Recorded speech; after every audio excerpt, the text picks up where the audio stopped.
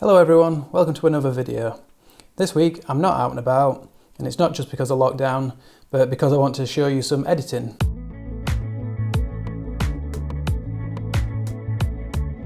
So I'm going to be editing some of the photos I got in my video last week. If you didn't see that video, I'll link it up top now. But basically I was out in my local Woodland area and I got some amazing conditions with some great fog, and it just made the woodland look amazing. There was some really good separation and just this really atmospheric, enchanted feeling to the woods.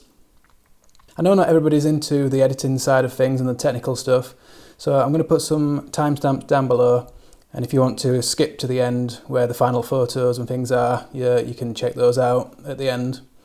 If you are into the editing and stuff, then why not grab yourself a cup of tea and get comfy. It might be a long one. So yeah, I got some really good comments last week on the video footage in the video, and I can't really claim any credit for that because it was my wife behind the camera and she got some great footage. But it did prompt a discussion because when we look back at the video footage, we realised it's quite dark and moody, and it's really got this blue hue, and that was more true to life when we were there in the morning. It was quite dark and quite moody and atmospheric. And I think the edits that I got last week didn't quite reflect that. And that was mainly because I was in a bit of a rush. I went out that morning, we got the footage and took the photos and came back, and I edited all the footage and made the video all the same day, and that didn't really leave me a lot of time to edit the photos. So although I do like the edits that I did, they were a bit rushed and didn't quite reflect the mood. So basically I decided to edit them again.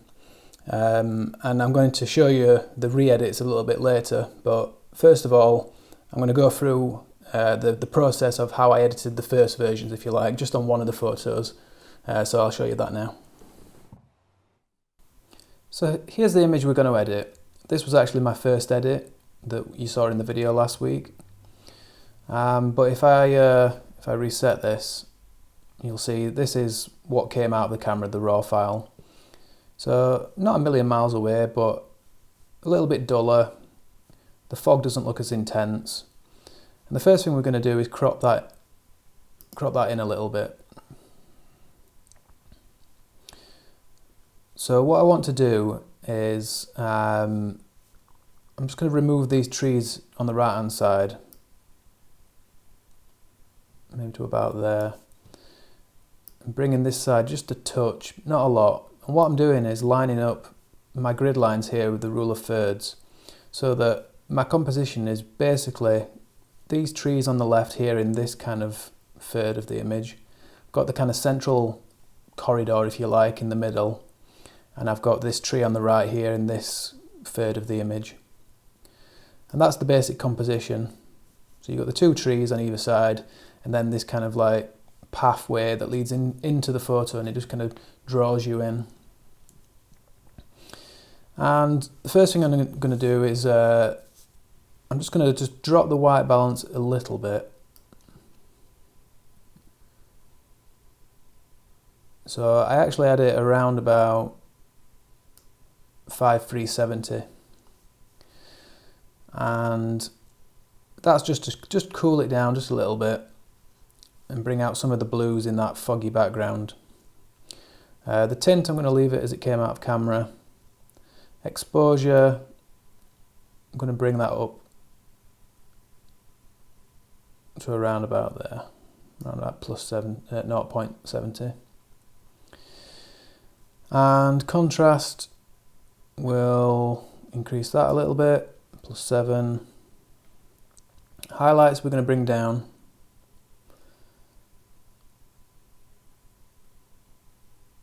So around about there. We'll boost the shadows, and whites, I'm going to boost those as well. And then just to give a little bit more contrast, we're going to bring down the blacks. You'll see that's already starting to look better.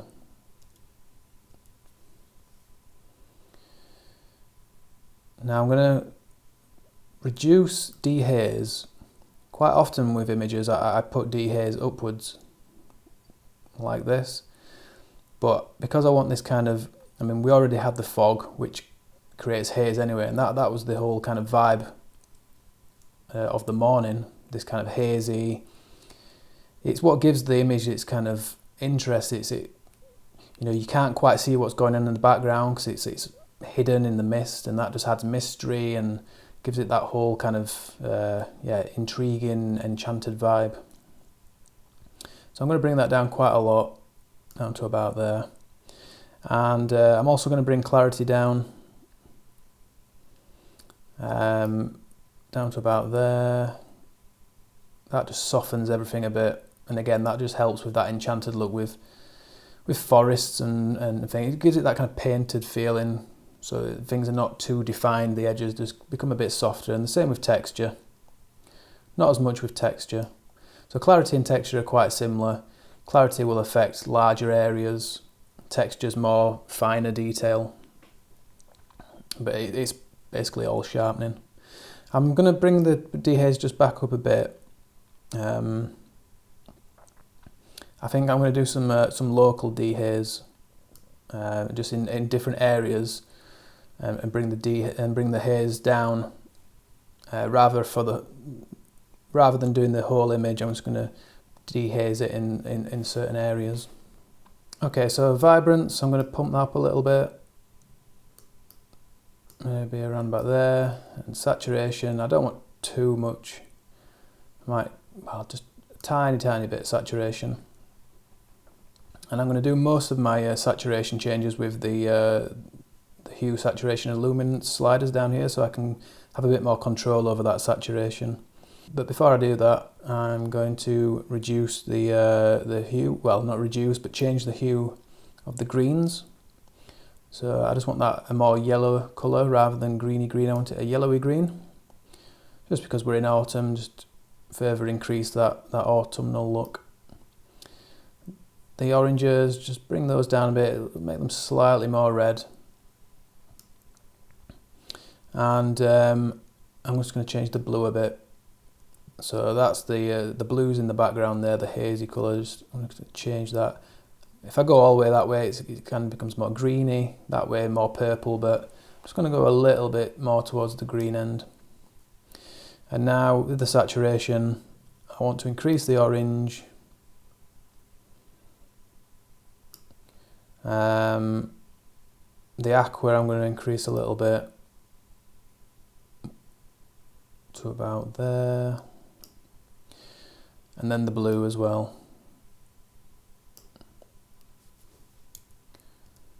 So it's starting to come together now. Luminance, I'm going to put up the yellow a little bit, or the orange rather, to about there, and green to about 15. And I should point out that I'm just kind of, I've made a bit of a log of what changes I made the first time around, so I'm just kind of going through these one by one in order, but that's not really how I would do it. The first time around when I made these changes, you know, obviously I tweak a little bit of the exposure, then I might try the dehaze, and then I might be working on the colour. You know, it's back and forward and it's tweaking, it's all at once, it's not methodical in this order, but it's the best way just to kind of put it forward in the video. So I'm just going to reduce the noise a little bit in this image. It was on 1000, ISO 1000, which is not too bad, but I'm just going to put the luminance slider up a little bit, around about there. It just takes a little bit of that noise away. And I'm not too bothered that it's going to soften the image, because it's quite a soft image anyway, so it just adds to the overall effect. And I'm going to put a vignette on this, but not yet, so I'll leave that like that for now. And that's the overall global changes to the image. Now I'm going to start working on the local selected areas. Okay, so the first local edits I'm going to make are with the radial filter. That's this one here. So if we click on that, we can draw out a circle or an oval shape, and I'm just going to position it around about here. It's just in the centre where that little corridor is, as it's kind of disappearing into the distance. And if I press O on my keyboard, you'll see all the red area is what is going to get affected by my changes. If I click invert down here, now we're just going to start affecting this area inside the circle. I'm just going to make that a bit longer and push it up there. Now I mainly want to affect the background and not the trees as much. So what I'm going to do is click on range mask down here, click on luminance, and I can bring this slider up, and you'll see the red starts to disappear on the darker areas. So if I bring it to about, I'm going to bring it quite high, I'm going to bring it to about there. And now I'm going to bring down dehaze quite a lot, down to about 58 I think. So you see that's much more hazy now, just adds more mystery, things are more hidden and you can't see as much, you know, it's just, you know, what's there, what could be around that corner, it just creates that mystery and really adds to the image. I'm going to bump up the whites just a little bit as well. And that's about it for that one, but I am going to add a second one. So click on the radial filter again, and this time I'm going to go around about here, and I'm just going to go a bit bigger this time.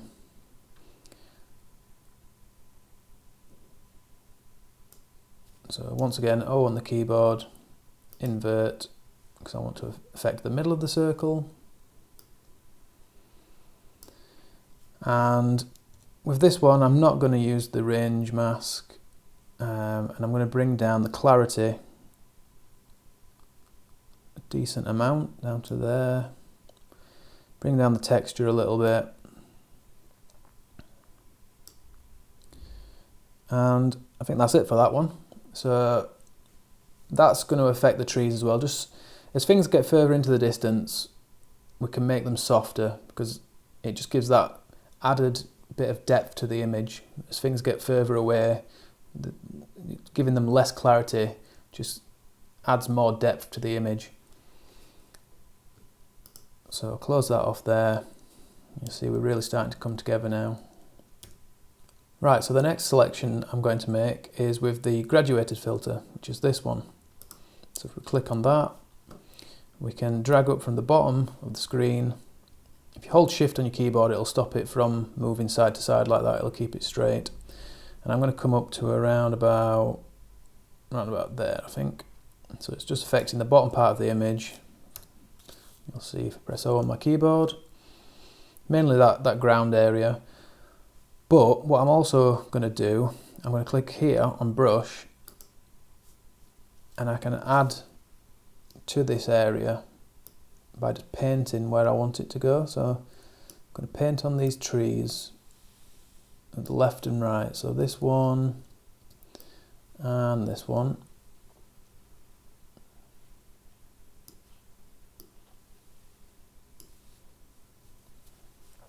And now what I'm going to do is the opposite of what we did earlier. So I'm going to bring up dehaze, not a lot, just a little bit.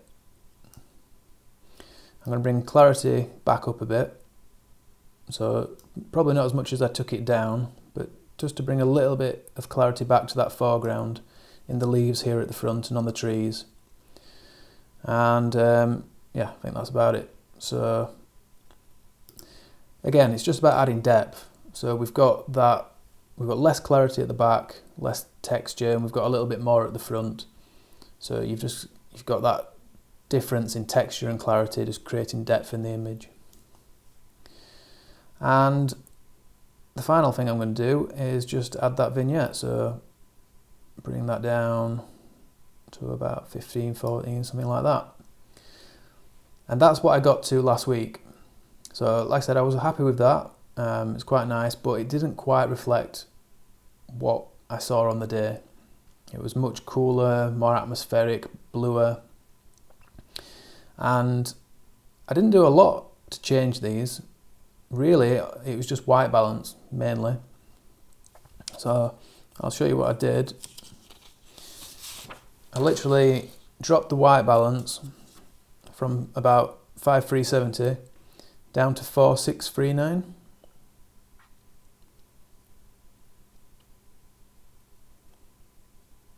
You'll see what a massive difference that makes. Just dropping that white balance down just gives it just a completely different mood.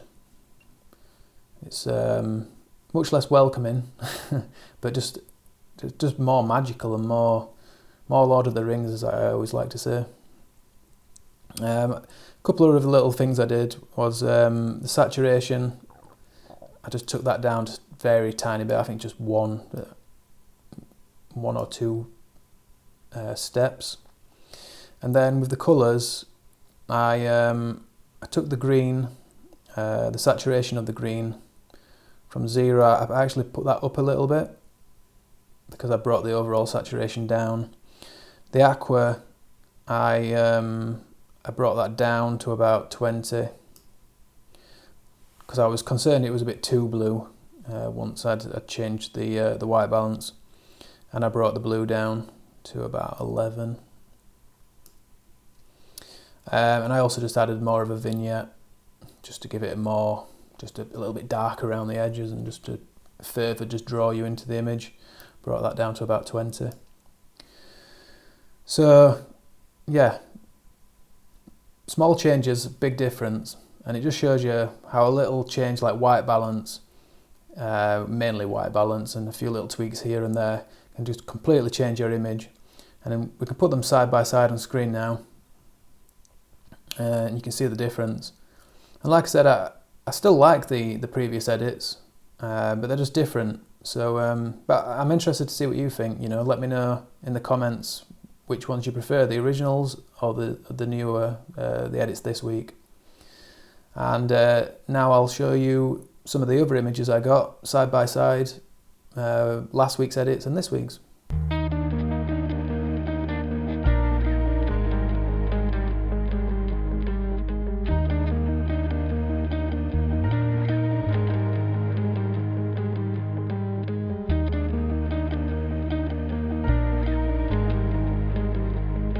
And I also got 1 or 2 other images on the day, which I didn't have time to edit last week, but I'll throw those in now as well. So a few extra ones here.